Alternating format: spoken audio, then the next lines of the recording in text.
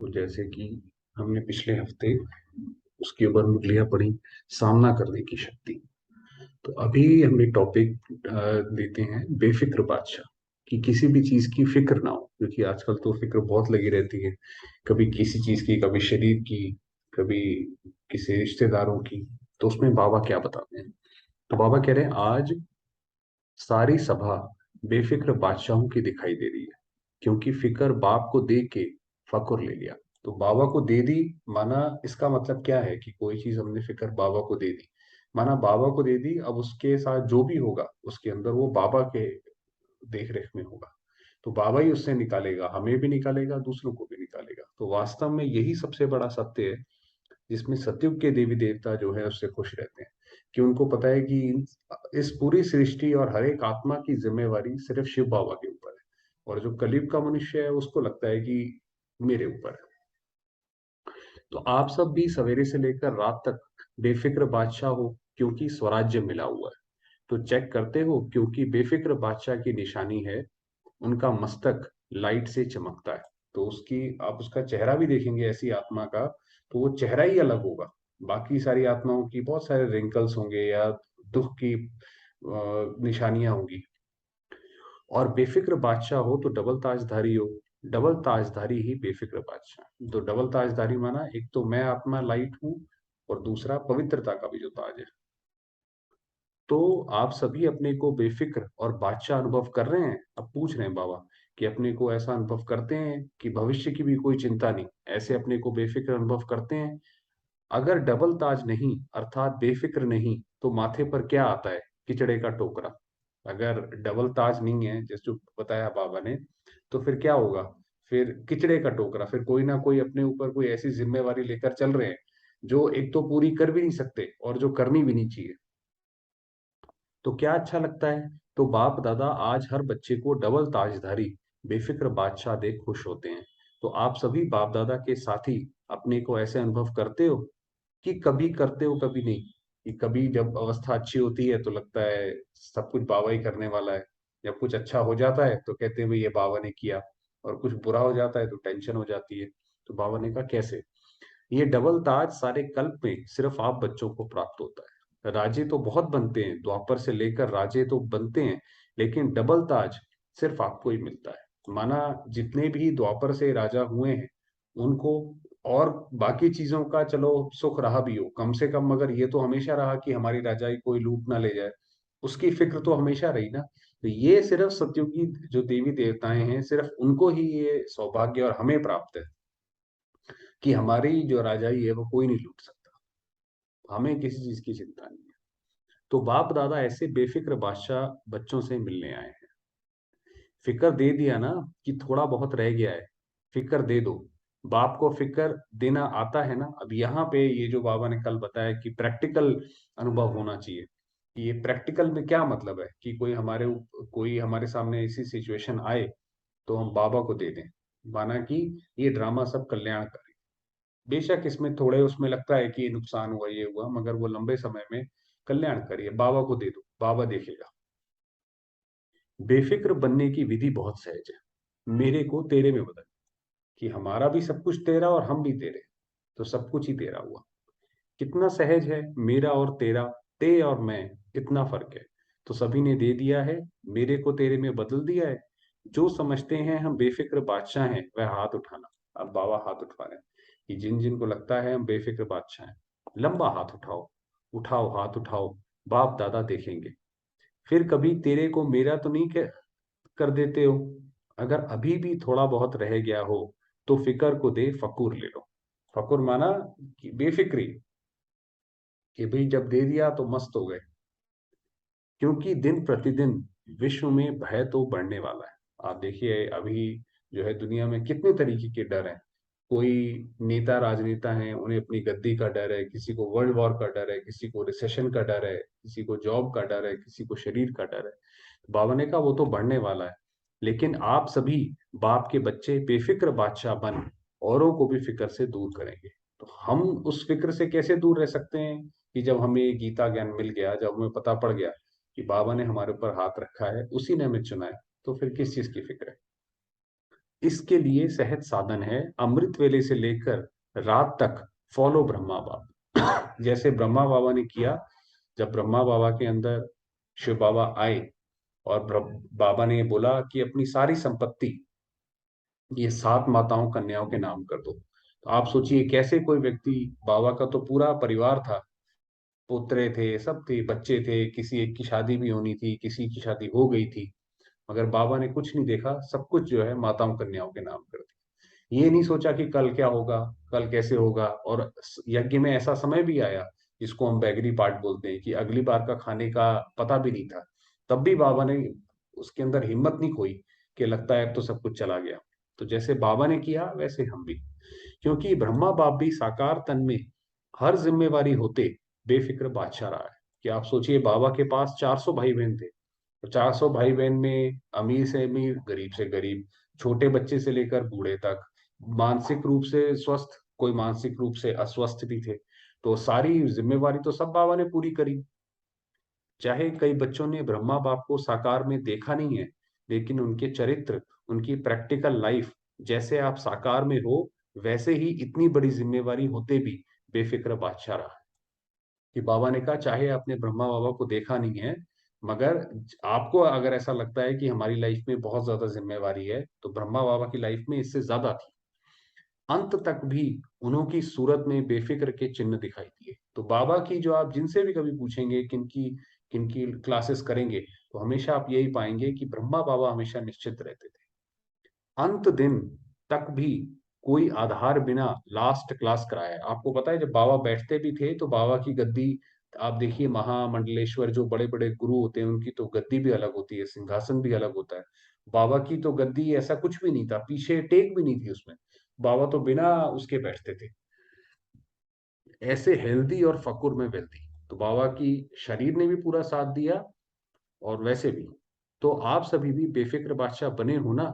चाहे शरीर का हिसाब किताब है, लेकिन स्थिति सदा बेफिक्र बादशाह। तो शरीर का भी अगर कुछ आ जाए, कोई ऐसी बीमारी हो या कुछ हो, तब भी बेफिक्र बादशाह है।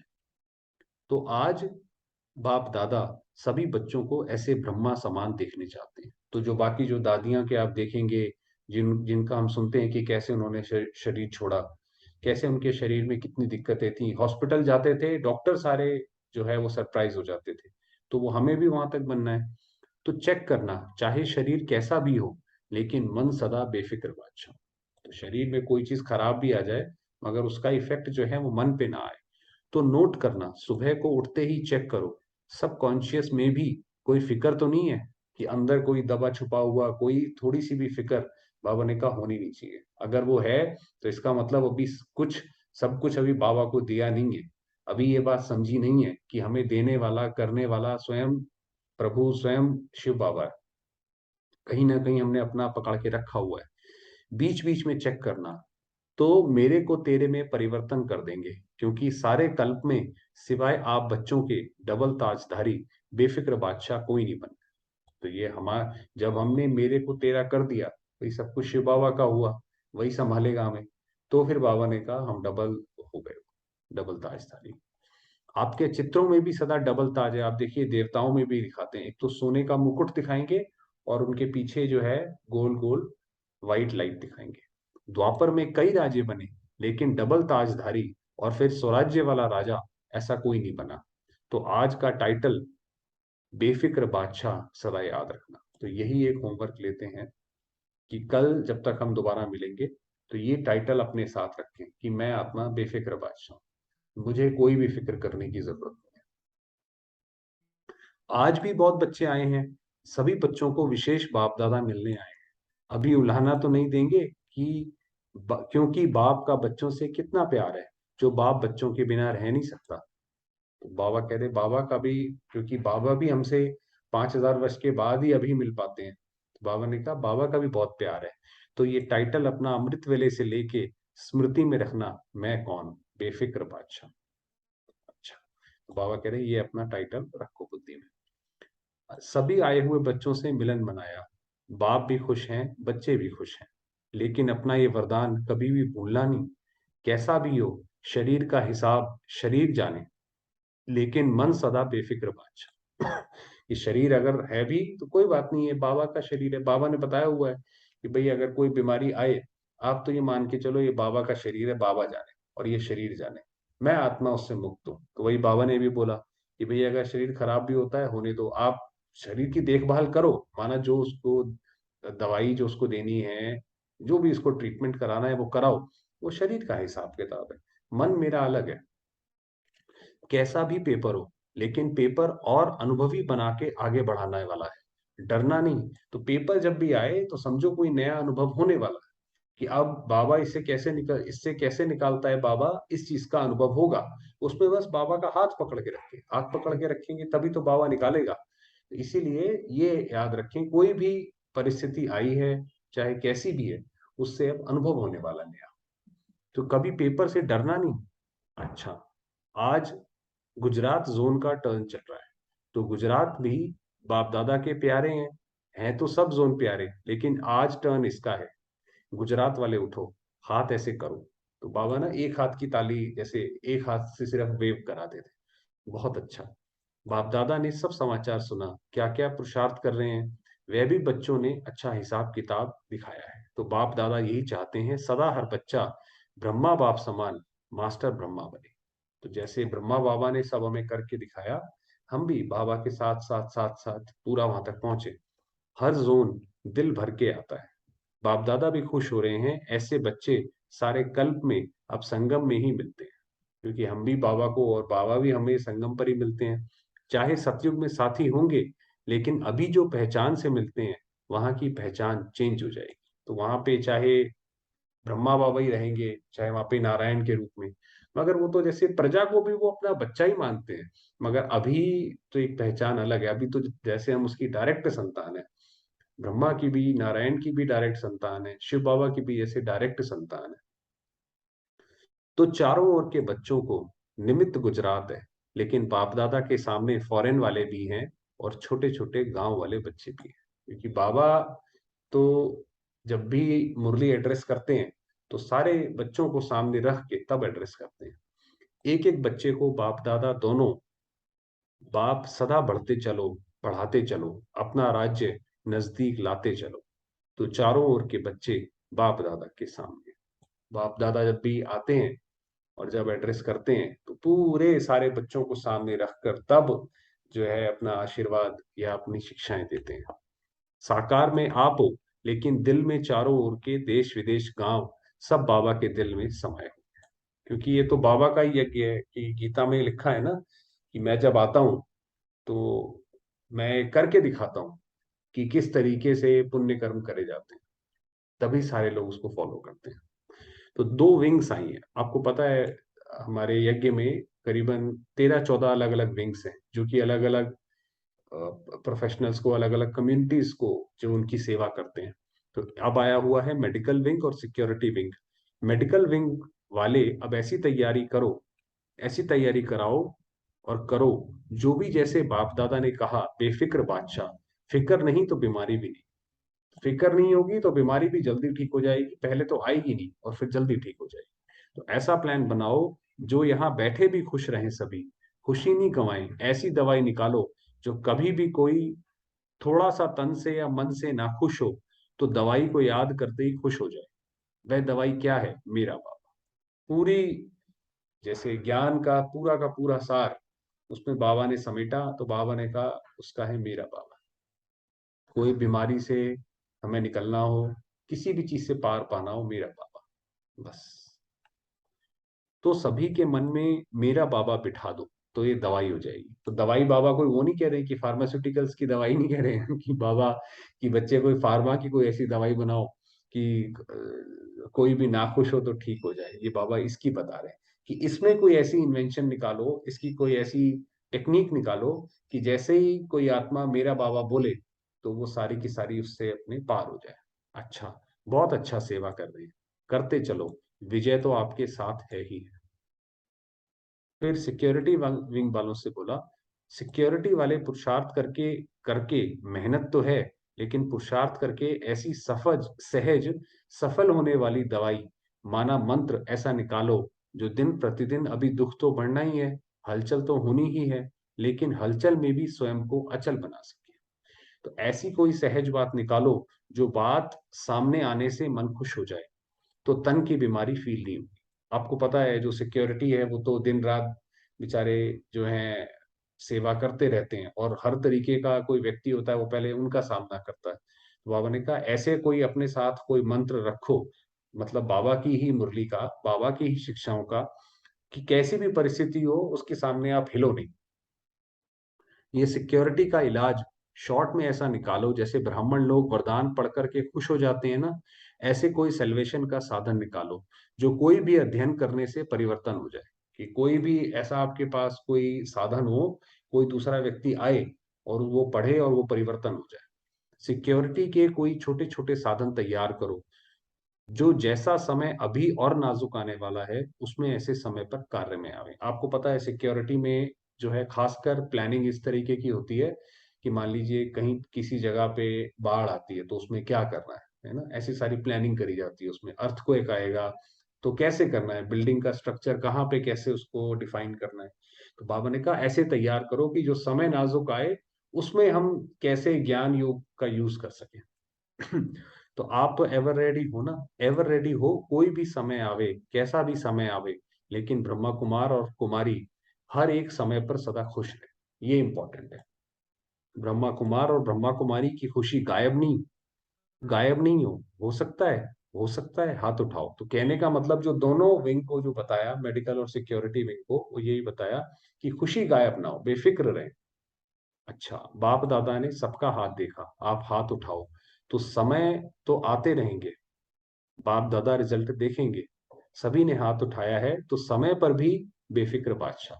माना जब ऐसी कोई परिस्थिति आए उस वक्त बेफिक्र बादशाह रहो। ऐसा नहीं सिर्फ बाबा के सामने हो तो बाबा बैठा है तो फिर तो बेफिक्र है ही है बाबा के सामने तो, मगर जब घर चले जाएं तो भी ऐसी ही स्थिति रहे, बेफिक्र भी और बादशाह भी। छोटी बातें भी, बड़ी बातें भी आनी तो हैं, लेकिन ब्रह्मा कुमार और कुमारियों के लिए कोई बड़ी बात नहीं। कल्प कल्प देखी हुई है, हर कल्प जैसे वो रील दोबारा से, जैसे मान लीजिए कोई आप मैच देखें तो कितना फर्क होता है एक लाइव मैच देखने में और एक रिकॉर्डेड मैच देखने में। रिकॉर्डेड मैच देखने में आपको कोई भी एक्साइटमेंट नहीं होता या कोई भी स्ट्रेस नहीं होता। क्यों नहीं होता? क्योंकि आपको पता है ये तो पहले से ही हो चुका है ना, इसके अंदर अब हम क्या करेंगे।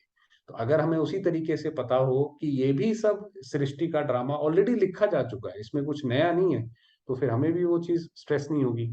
तो कल्प कल्प पास किया है, ऐसे अनुभवी बन, आप भी ऐसे पास हो जाएंगे जैसे खेल हो। ऐसी हिम्मत है ना, हिम्मत है, दो दो हाथ उठाओ, पीछे वाले उठा रहे।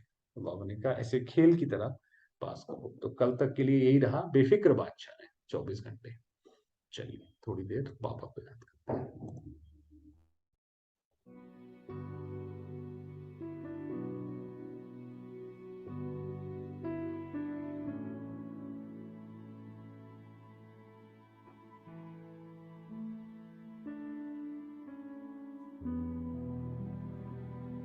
मैं आता हूँ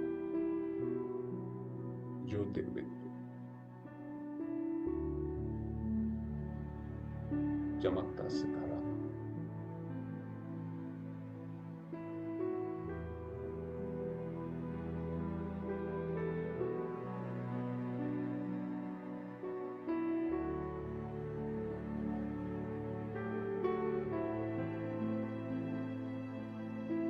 शांति की किरणें चारों ओर फैला।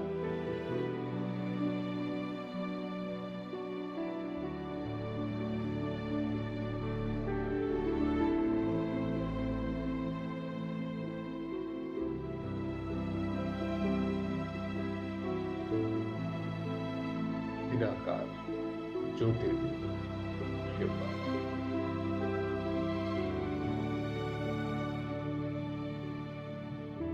पांडवपति स्वयं बाबा,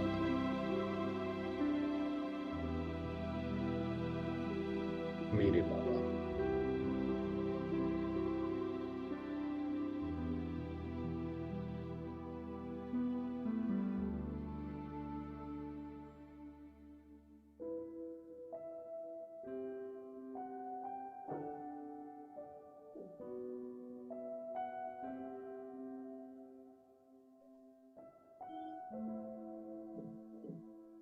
बाबा की अनेकानेक किरणें,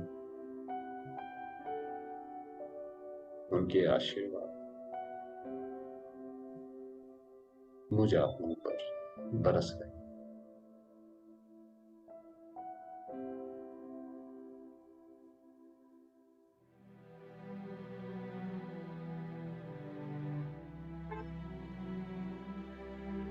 अनुभव करेंगे इन परमात्मा किरणों को स्वयं के ऊपर।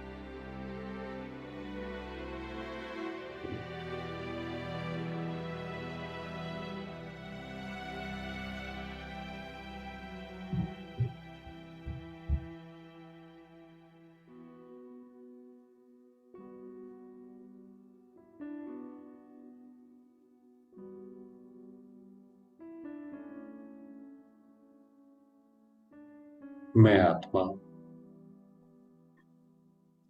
विश्व कल्याणकारी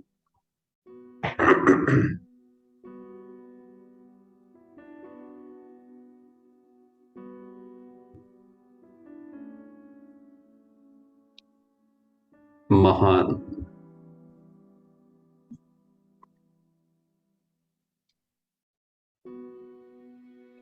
विशेष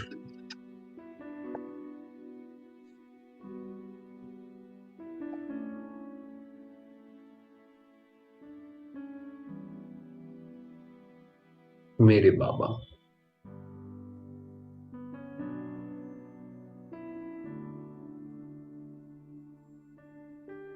शांति के सूर्य,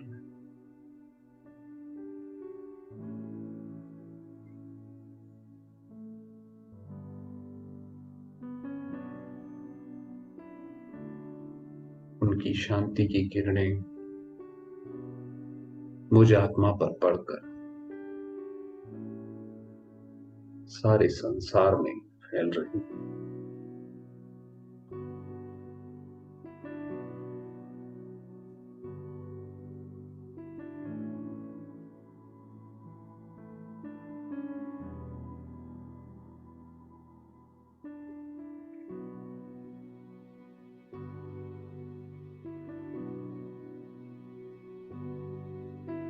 मैं आत्मा परम धाम का रास्ता दिखाने वाली लाइट हाउस,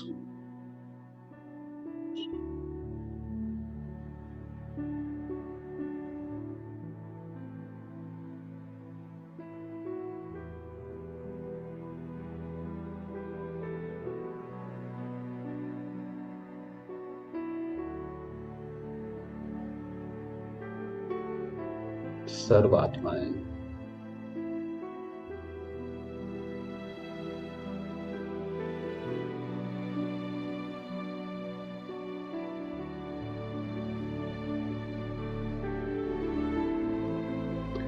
सर्व आत्माएं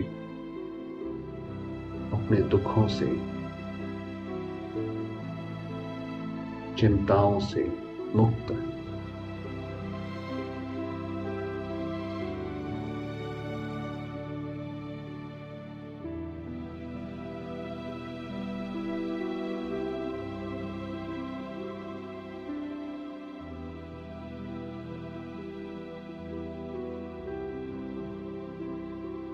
अपने घर की ओर, अपने पिता की ओर आकर्षित हो रही हैं।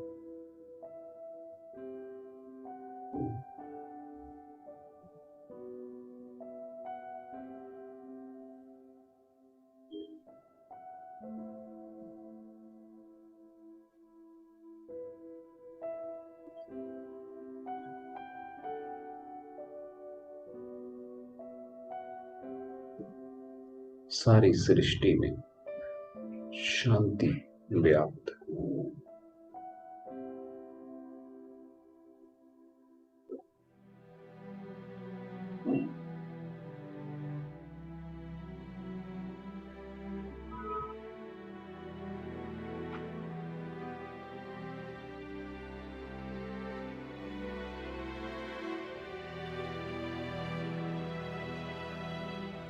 ओम